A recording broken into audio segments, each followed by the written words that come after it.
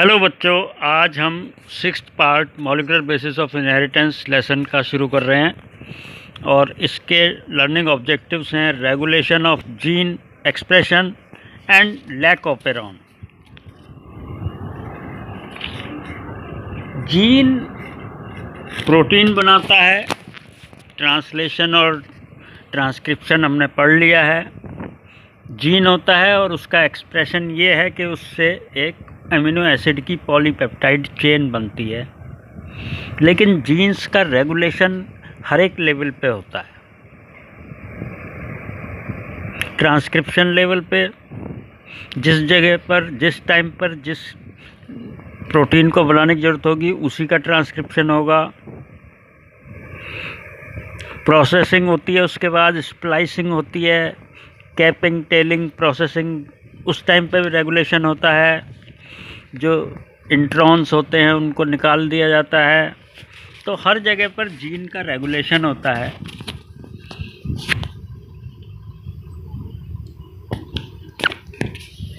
Gene regulation को समझने का काम सबसे पहले Francis Jacob and Jacques Monod, इन दोनों साइंटिस्ट ने किया था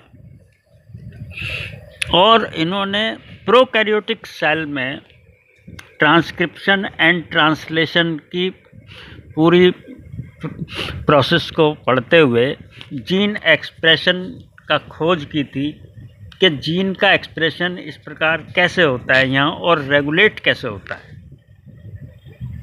तो इन्होंने एक लैक ऑफ पेरॉन खोजा।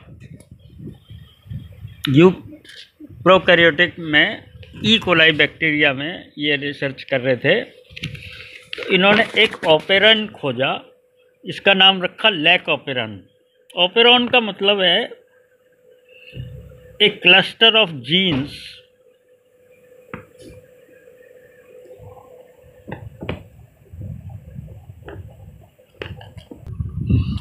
ऑपेरॉन एक क्लस्टर ऑफ जीन्स होता है जो सारे एक साथ मिलकर के कोई एक काम करते हैं।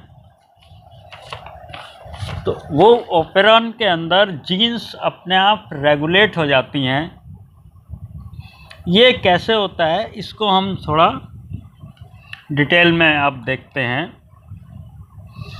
ये एक डीएनए का पार्ट है जो डायग्राम आपको दिखाया गया है और उसके ऊपर कई सारी जीन्स हैं।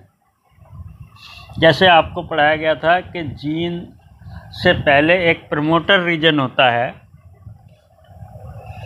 तो पहले एक पी प्रमोटर रीजन है और इसके साथ में एक जीन है, इसका नाम है इनहिबिटर जीन, आई जीन। इनहिबिट करने का क्या मतलब है? इनहिबिट माने किसी चीज़ को रोकना।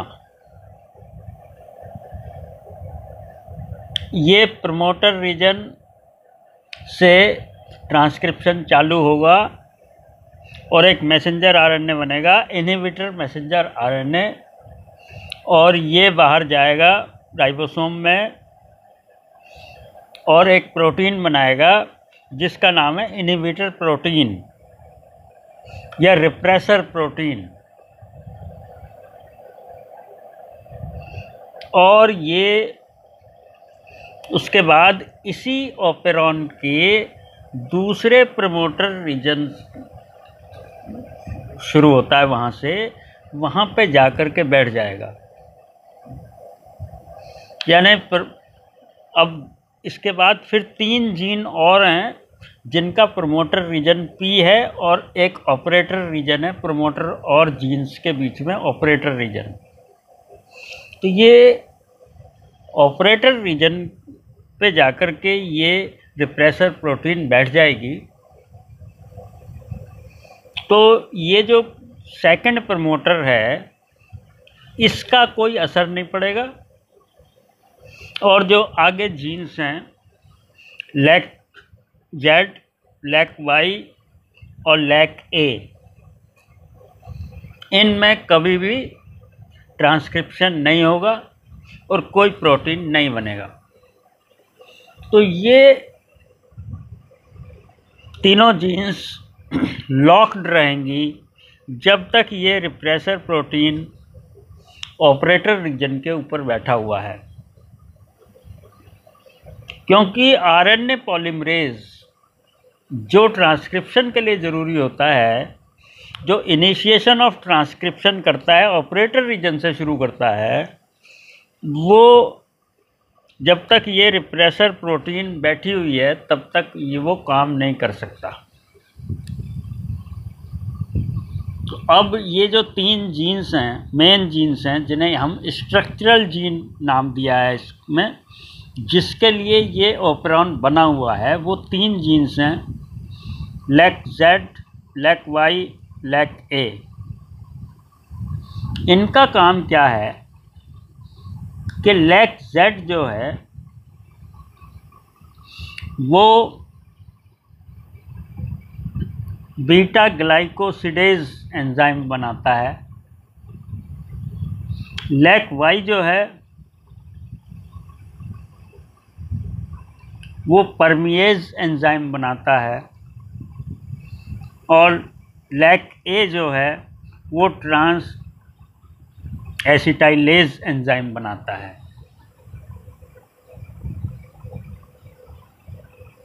अब ये समझो ये है क्या चक्कर। लैक्टोज नाम की एक शुगर होती है जो दूध के अंदर होती है, और ई कोलाई बैक्टीरिया मैमल्स के डाइजेस्टिव सिस्टम में रहता है, उसे ग्लूकोज खाने के लिए मिलता रहता है, तो वो कभी भी लैक्टोज का डाइजेशन नहीं करता,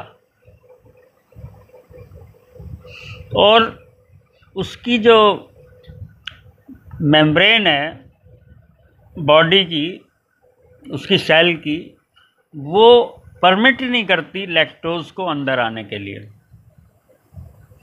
लेकिन किसी तरीके से अगर लैक्टोज थोड़ा बहुत अंदर आ जाए तब ये ऑपरॉन स्विच ऑन होगा। अभी तक ये स्विच ऑफ है। ये इनहिबिटर जीन अपना काम करती रहेगी और ऑपरेटर के ऊपर एक रिप्रेसर प्रोटीन बैठी रहेगी, और ये तीनों जीन्स का फंक्शन ऑफ रहेगा।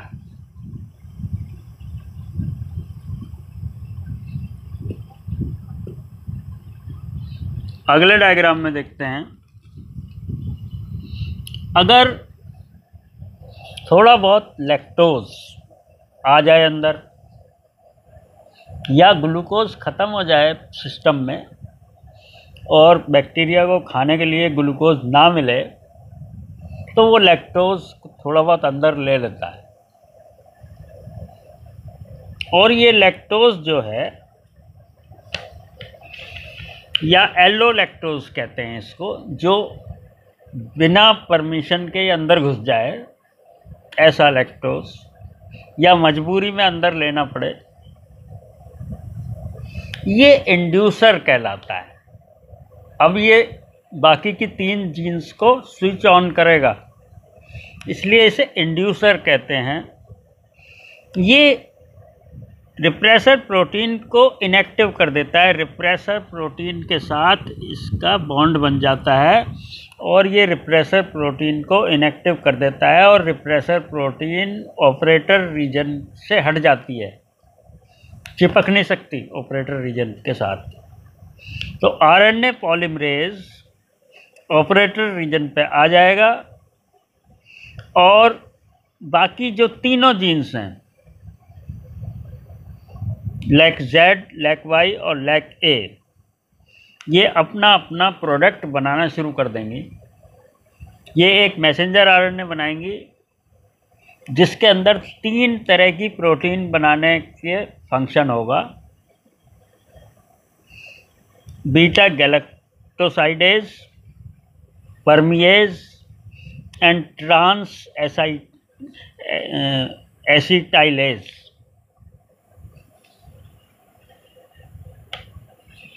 ये जो परमिएज एंजाइम है ये एकदम से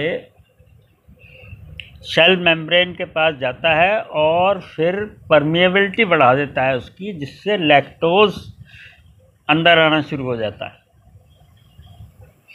और बीटा गैलेक्टोसाइडेज ट्रांस एसिटाइलेज के हेल्प से लैक्टोज शुगर को डाइजेस्ट करना शुरू कर देता है। लैक्टोज शुगर जो है वो टूटती है तो एक मॉलिक्यूल ग्लूकोज का और एक गैलेक्टोज का बनता है।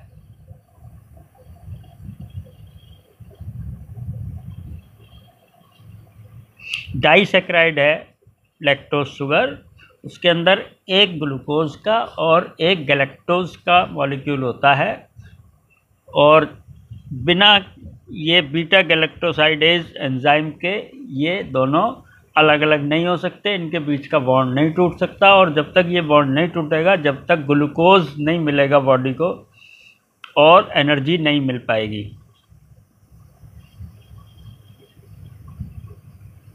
तो ये केवल ग्लूकोज की एब्सेंस में और लैक्टोज की प्रेजेंस में ही खुलता है, उससे पहले ऑफ रहता है। तो ये एक तरह का निगेटिव रेगुलेशन है, एक निगेटिव रेगुलेशन लगा रखा है पूरे जीन्स के ऊपर कि भाई तुम्हें काम तभी करना है जब हम अलाउ करेंगे। कई जीन्स पे पॉजिटिव रेगुलेशन होता है कि वो हमेशा काम करती रहती हैं और बंद तभी करती हैं जब किसी तरह का कोई इनएक्टिव करने वाला इंड्यूसर आता है। ये आपके बुक का डायग्राम है। इसमें अगर डायग्राम बना के डिस्कस करने के लिए क्वेश्चन आ जाए तो एक तो ये इनके आप याद रखेंगे PIPOZYA।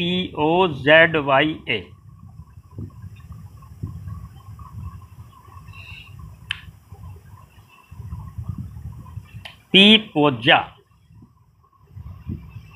ये याद रखेंगे तो ये अपने आप समझ में आता चला जाएगा। पहला वाला प्रमोटर, दूसरा वाला इन्होंने ये इंड्यूस इनएक्टिव करने वाली रिप्रेसर प्रोटीन बनाता है, फिर प्रमोटर रीजन है, फिर ऑपरेटर रीजन है, फिर ZYA। ये तीनों स्ट्रक्चरल जीन्स कहलाती हैं। इनसे जो बनता है वो लैक mRNA बनता है, जो लैक्टोज का डाइजेशन करने के लिए ज़रूरी एंजाइम्स बनाता है।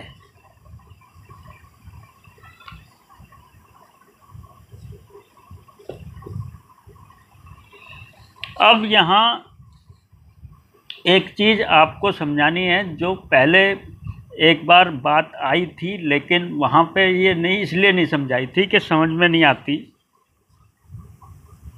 देखिए, operon is a part of genetic material or DNA. Operon are of two types, inducible और repressible।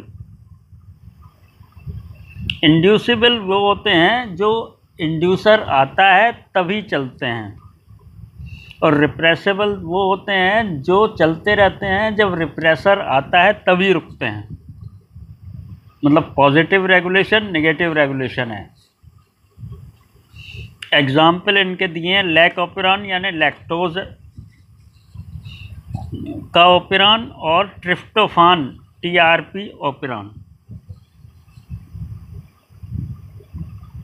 एक चीज़ और बताई थी, जब यूकैरियोटिक और प्रोकैरियोटिक में ट्रांसक्रिप्शन में डिफरेंस बताया था, पॉलीसिस्ट्रोनिक वर्सेस मोनोसिस्ट्रोनिक।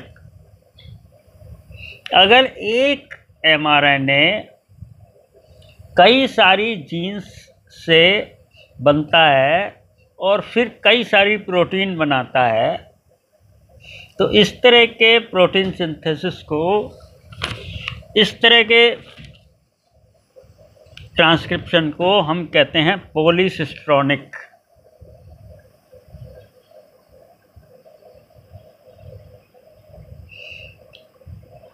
ये केवल प्रोकैरियोट्स में होता है, बैक्टीरियाज में होता है। मोनोसिस्ट्रोनिक वो होते हैं जो हर एक जीन के पास अपना प्रमोटर रीजन अलग होता है और हर एक जीन अपना मैसेंजर आरएनए सिंगल बनाती है और सिंगल प्रोटीन बनाती है। यूकैरियोट्स में मोनोसिस्ट्रोनिक होते हैं और प्रोकैरियोट्स में पॉलीसिस्ट्रोनिक होते हैं। इसका मतलब क्या हुआ कि ऑपेरॉन जो होते हैं वो ज़्यादातर प्रोकैरियोट्स में ही मिलेंगे, इस प्रकार के ऑपेरॉन्स, जैसा लैक ऑपेरॉन हमने पढ़ा है। ये यूकैरियोट्स में नहीं मिलते। रेगुलेशन तो यूकैरियोट्स में भी है और फीडबैक इनहिबिशन कहते हैं उसको, कि अगर कोई चीज़ बनानी है वो बनती रहेगी, लेकिन अगर वो चीज़ बाहर से पिला दो बंदे को तो बननी बंद हो जाएगी। इस तरह का रेगुलेशन हमारी बॉडी में भी है, लेकिन जिस तरह के ये लैक ऑपेरॉन वगैरह जैकब एंड मोनार्ड ने ढूंढे थे, इस तरह के ऑपेरॉन्स केवल प्रोकैरियोट्स में ही होते हैं। तो आज केवल इतना ही। अगले अब 2 टॉपिक बचे हैं इस लेसन के, उन्हें ख़त्म करने के बाद में फिर अगले लेसन पे चलेंगे। Thank you.